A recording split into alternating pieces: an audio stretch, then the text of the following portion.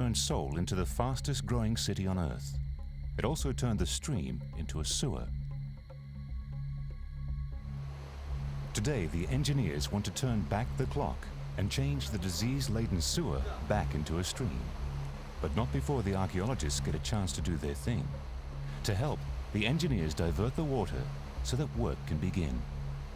Once it has dried out, the sewer reveals more hidden treasures. To the construction workers, it's just a building site.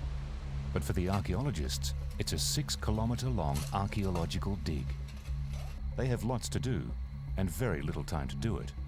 They have to find, record, and remove 6 centuries of artifacts before the construction workers destroy the site. Mechanical diggers help speed up the work.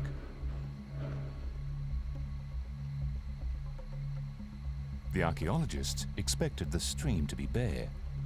They thought that there would be nothing left after centuries of dredging and flooding. But a test trench proves them wrong.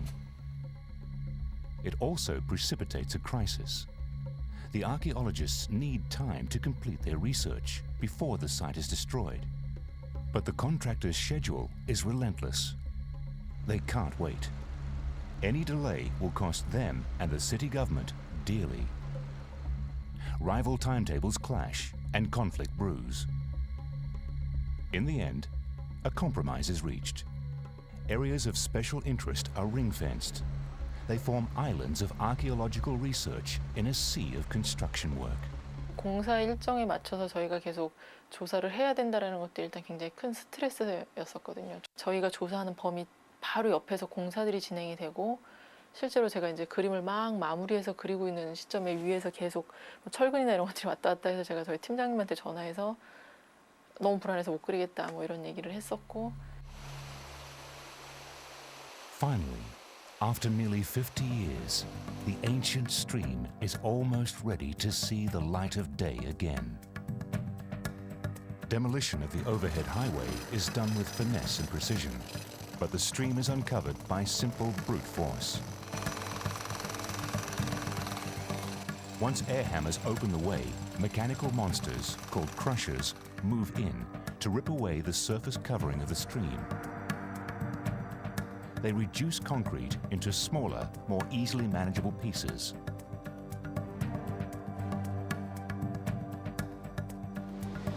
Special jobs require special jaws. Crushers can have jaws that crack and pulverize concrete or shear steel. The shape of the jaw and the configuration of teeth vary according to the job. The jaws have a massive bite. The hydraulic jaws of these crushers exert over 1,000 kilonewtons of pressure. That's enough to cut through 5 steel rebars at one time. Crunching their way through the debris, the crushers separate the concrete and steel, which are then trucked away for recycling. Working below surface level helps muffle noise. At 65 decibels, concrete crushers are comparatively quiet. They make about the same noise as a power lawnmower or a noisy restaurant. That's a tiny fraction of the 120 decibels produced by pneumatic drills. To keep on schedule, work goes on round the clock. But even as the engineers reach a critical stage, the archaeologists make a surprising discovery. They learn that the Joseon Dynasty engineers had also attempted to control the wayward stream.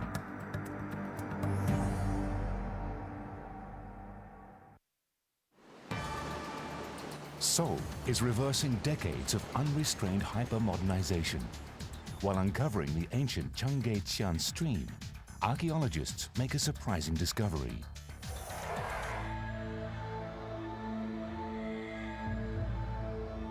At first, they're puzzled. Slowly, an enormous Joseon Dynasty stone embankment emerges. Each and every stone is a precious relic that must be meticulously recorded.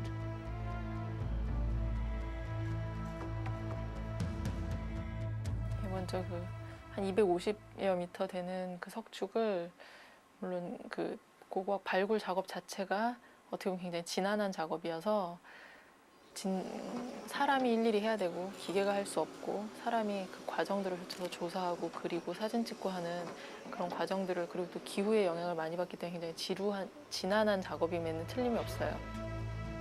All the stones are numbered before the embankment is disassembled. Scale drawings made by hand are more accurate than photographs. The embankment has an ancient story to tell. The extraordinary lengths Joseon engineers went to control the erratic stream. The Cheonggyecheon stream has always been capricious. It's dry for many months of the year, placid for others. But because it's the lowest point in the city, when it rains, it floods. The problem is as old as the stream itself. Even the Joseon engineers suggested that the stream be covered. The king ignored their advice, preferring instead to preserve the benevolent Pungsu energy. Instead of covering the stream over, diligent Joseon kings arranged for the dredging of the stream. In 1760, the great king Yongjo went one step further. In order to prevent flooding, he had the stream straightened and embankments built. The operation was huge. King Yongjo mobilized 200,000 laborers to dredge the stream bed. The silt they removed was piled on either side. So much sand and mud was displaced that it raised the level of the surrounding city streets by 2 meters.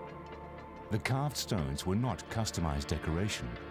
They were plundered from a disgraced queen's tomb and recycled into the public works. The riverworks were so important that they were commemorated in the official dynastic records. Although they tried hard, the Joseon engineers never managed to control the wayward stream.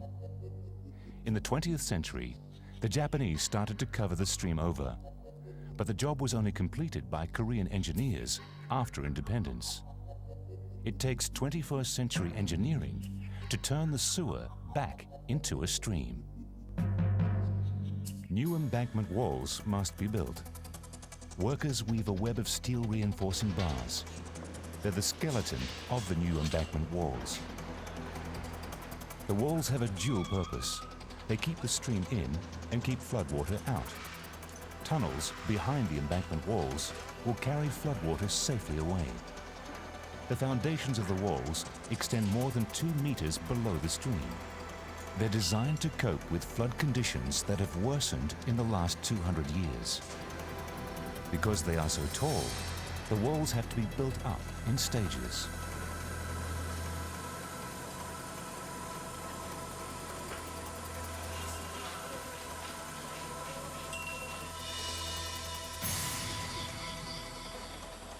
Once the skeletons are complete, wooden molds are constructed and the concrete is pumped. There's an extra challenge for the construction crew at this time of the year. It's winter and concrete and cold weather don't mix. When water freezes in the below zero Seoul conditions, it makes the job of pouring the concrete almost impossible. Even if it could be poured, it won't set in temperatures below freezing point. So concrete that is poured under these conditions has to have extra special handling. With the clock ticking, the builders can't wait for warm weather. Instead, the concrete gets a heat treatment. Blue plastic tarpaulins blanket the wet concrete. Steam boilers pump hot air under them, keeping the concrete warm while it sets.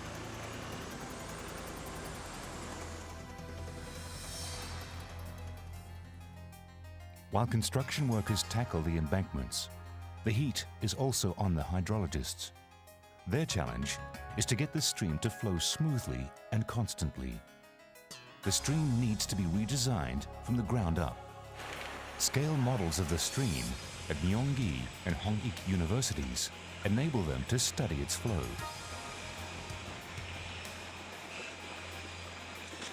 Hydrologists calculate the stream needs a flow rate of 25 centimeters a second, or nearly a kilometer an hour, to remain pathogen-free. At this speed, the water can keep fresh in the summer heat and not freeze in the cold Korean winter.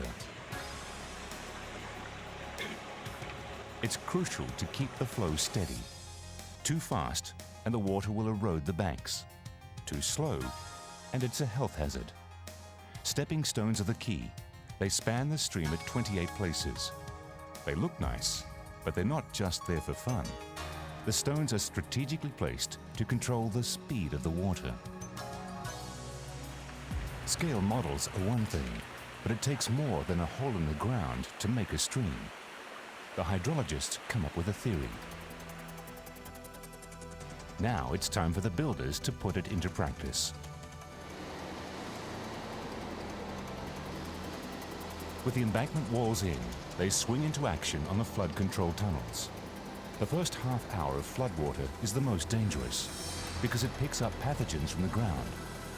Isolating this water is literally the difference between life and death.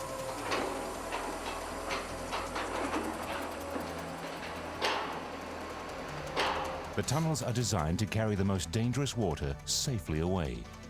Flood control doors built into the embankment walls provide an overflow outlet for the later pathogen-free floodwater. When open, the doors spill the safe floodwater into the stream. In the worst-case scenario, the stream cutting fills all the way up to street level before eventually draining the floodwater safely away. Rainy season floods are one problem, but there is another. The rest of the year, the stream runs dry. New water will have to be found somewhere. When I started this project, my main concern was water.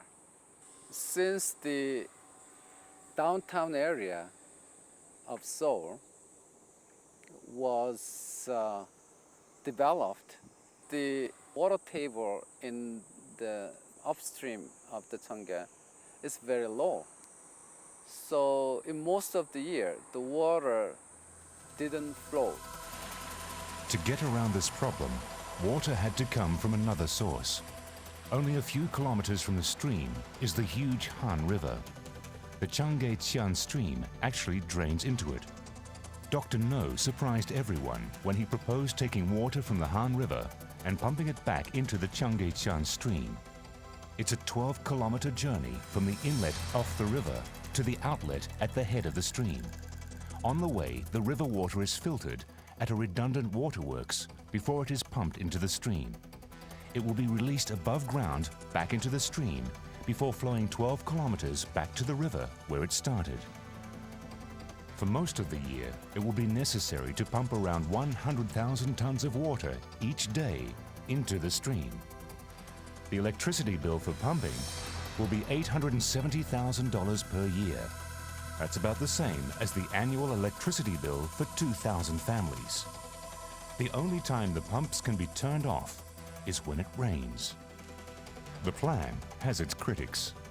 Pungsu experts and environmentalists unite to say that putting river water in the stream is unnatural. 마찬가지로 물론 이 자연적인 하천이 아니지만은 이 하나의 하천 혈관을 뚫어줌으로써 서울의 생기가 부여가 되고 서울에 사는 서울 시민들이 새로운 좀 건강한 삶을 살 수 있다면 그는 뭐 큰 문제가 되지 않는다고 봅니다. Pipes will carry fresh river water to the head of the stream. Other pipes will carry wastewater away. Both sets of pipes are buried under the stream. They are kept strictly separate. In the old days, when the stream was covered, sewers discharged directly into it, creating a health hazard. The new water system completely segregates fresh water and sewage. Only fresh water will flow in the new stream. The concrete conduits seal foul water safely away. Once they are in place, sewage will no longer enter the stream. Engineers say the stream will run sweet. It will be the first time that has happened in almost 600 years.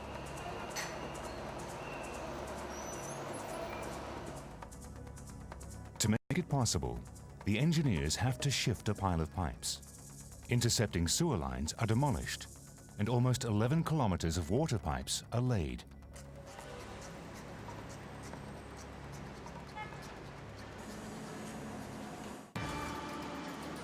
Meanwhile, underground, time is running out for the archaeologists.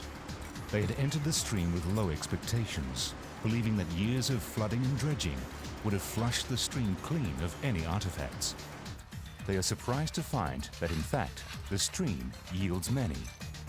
The areas where ancient bridges once crossed the stream provide especially rich pickings. Some items may have been accidentally lost, but the archaeologists believe that many were deliberately thrown into the stream as offerings to the gods. Items such as hairpins and bronze mirrors suggest that many of the offerings were made by women. Some items seem to have been deliberately buried in the stream bed itself. A large cache of coins is found in the middle of the stream. Archaeologists speculate that perhaps offerings were thrown from the bridges when the water was high enough to cover them, but buried when the water was low. Because common people don't often figure in the official dynastic histories, we know little about their day-to-day life. That's why even the small finds excite the archaeologists. The range of artifacts discovered helps them understand what life was like in Joseon times. Each broken piece of pottery, hairpin, mirror, coin, or shoe opens the window of knowledge that little bit further. Unlike the stone bridges and embankment, smaller artifacts can be conveniently taken back to the lab for further study. The salvage work in the stream has to be completed under difficult conditions and in record time. Dr. Hong and his team accomplish in a few months what would have taken other teams years. But the work's not over yet. Now that the heavy work is done, a new team begins the job of analyzing the uncovered treasure, meticulously cleaning and cataloging the tiny pieces that will be fitted together to unravel the puzzle of the Joseon past. A good eye and a steady hand aren't all that's required. Dr. Hong's team will also need a lot of patience. This is work that will keep them busy for years to come. Years are something the engineers don't have. The date for the scheduled unveiling of the stream is drawing close. They've cleared the channel. Now they have to make the bed. One of the reasons why the old stream ran dry is because the subsoil is porous and sucks water out of the stream. Boring machines test the profile of the subsoil. In order to keep the stream water from leaking out and being wasted, the new stream bed has to be waterproofed just like a man-made water feature. This means less water will need to be pumped in, which in turn will help keep the city's electricity bill down. 3 separate coverings are put down to stem natural leakage. Grading is the final process. A proper slope ensures a healthy flow.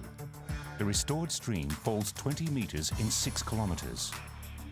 With the engineering done, it's now time for the archaeologists to bring their ancient bridge up into the daylight.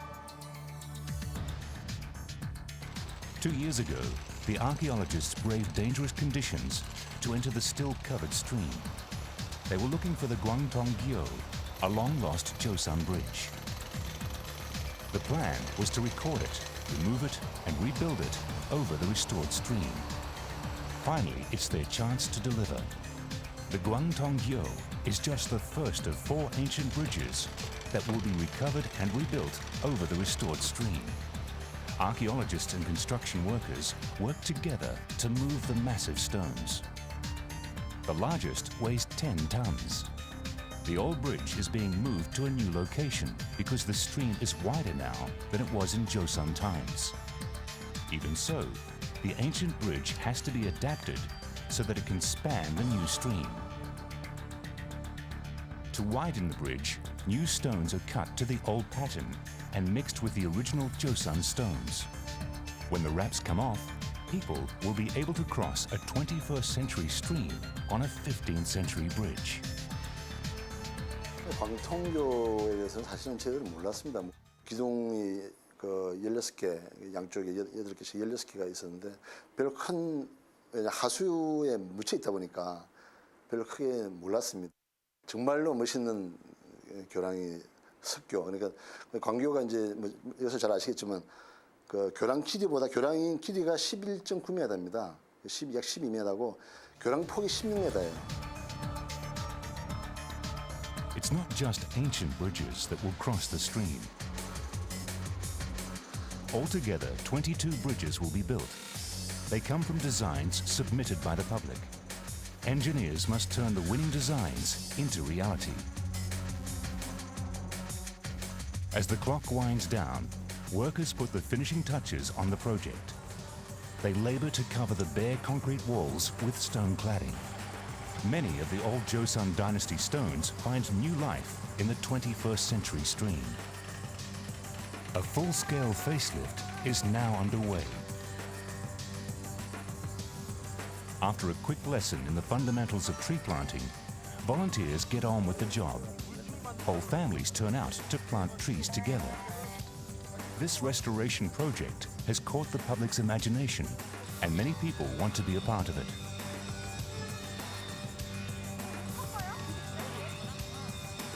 The trees are more than just a green corridor to ease the eye and give the people a place to play.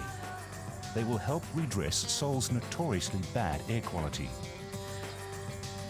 In restoring the stream, they are literally remaking Seoul by turning a part of the grey city green. The project is just the first stage in a complete reshaping of the soul of the city.